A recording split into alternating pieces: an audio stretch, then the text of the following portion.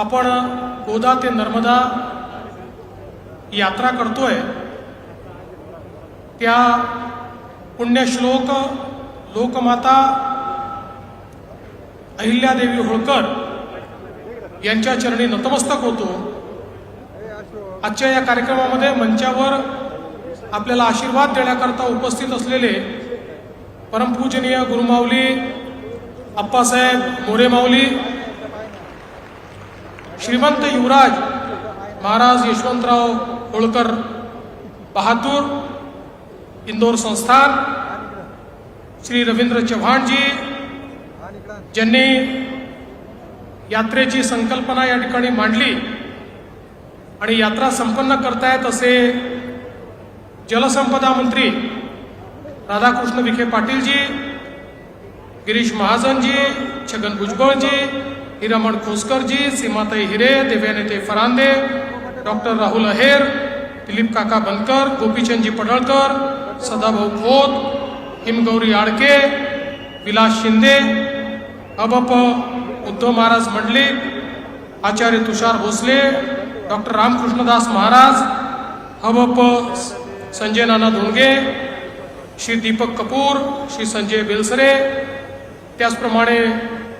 आपले विभागीय आयुक्त श्री गेडाम, श्री शेखर सिंग, मंचावरील सर्व मान्यवर आणि या ठिकाणी मोठ्या संख्येने उपस्थित असलेल्या सर्व माता भगिनी आणि बंधूंनो, आज खरोखर ही अत्यंत आनंदाची गोष्ट आहे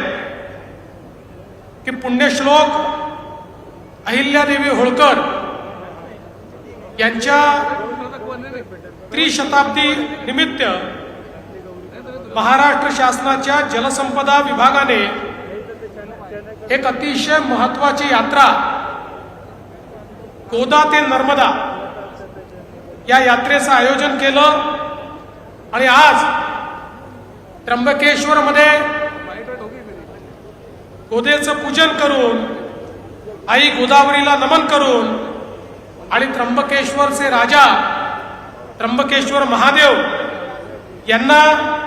नतमस्तक होऊन इथनं या यात्रेची सुरुवात होते। आणि दुसरीकडे पुण्यश्लोक अहिल्यादेवींच्या गावामध्ये चौंडीमध्ये त्या ठिकाणी यात्रेची दुसरी जी काही तुकडी आहे त्यांनी त्या ठिकाणी सुरुवात केली आहे आणि आता ही यात्रा पुढे माहेश्वर पर्यंत वेगवेगळ्या भागातनं जाणार आहे। खरं म्हणजे आपले माननीय मोदीजी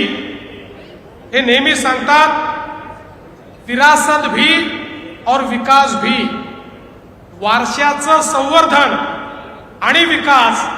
या दोन्ही गोष्टी करणं हे गरजेचं आहे। या यात्रेलाही जो काही या ठिकाणी एक प्रकारे दिशा देण्यात आली आहे त्यात अहिल्यादेवींचा विचार, अहिल्यादेवींचा वारसा आणि या विचार आणि वारशाच्या आधारावर पुढच्या काळचा विकास हा आपण कसा करणार आहोत या संदर्भात खरं म्हणजे या यात्रेची रचना करण्यात आली आहे। आपल्या सगळ्यांना माहिती आहे या देशामध्ये ज्या शासकांचा विचार उत्तम शासक म्हणून केला जातो त्यांच्यामध्ये जसं आपण सर्वात पहिल्यांदा छत्रपती शिवरायांचं नाव घेतो तसंच या देशामध्ये उत्तम शासक म्हणून जर कोणाचं नाव घेता येईल तर त्या पुण्यश्लोक अहिल्यादेवी होळकर होत्या। अतिशय कमी वयामध्ये मल्हारबा होळकर यांनी पतीच्या मृत्यूनंतर त्यांना सती न जाता जबाबदारी सांभाळायला सांगितली। कोवळ्या वयामध्ये जबाबदारी सांभाळत असताना त्या ठिकाणी त्यांनी ज्या प्रकारचं पुढच्या काळात कार्य केलं आणि विशेषतः आपल्याला माहिती आहे की त्यांच्या शासन कालामध्ये त्यांनी केलेलं कार्य हे अत्यंत मोलाचं आहे. कारण मोगलाच्या आक्रमणातनी आमच्या हिंदू धर्माची जी मानकं होती, ते त्र्यंबकेश्वर असो की त्या ठिकाणी सोमनाथ असो, ते रामेश्वर असो की काशी विश्वनाथ असो, प्रत्येक मंदिर तोडण्याचं काम, प्रत्येक आराध्य दैवताला खंडित करण्याचं काम हे मुघलांनी केलं. त्या मुघलांच्या नाकावर टिचून आणि त्यांच्या छातीवर पाय देऊन पुण्यश्लोक अहिल्यादेवीने या सगळ्या मंदिरांचं पुनर्निर्माण त्या ठिकाणी करून दाखवलं. आणि एवढंच नाही तर मंदिर असतील, घाट